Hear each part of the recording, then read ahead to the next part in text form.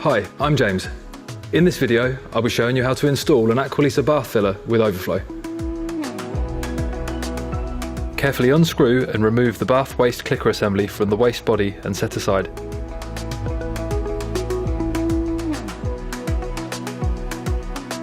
Unscrew and remove the overflow filler outlet from the body assembly and set aside.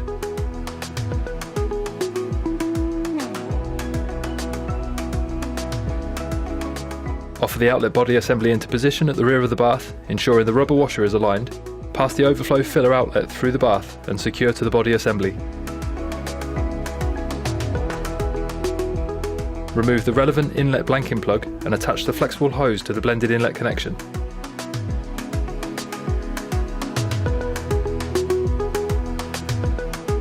Connect the flexible hose to the blended supply pipe. Offer the bath waste into position, ensuring the rubber washer is correctly aligned between the waste assembly and the bath base. Pass the bath waste clicker through the bath and secure to the waste body assembly. Connect the bath waste to a suitable waste pipe.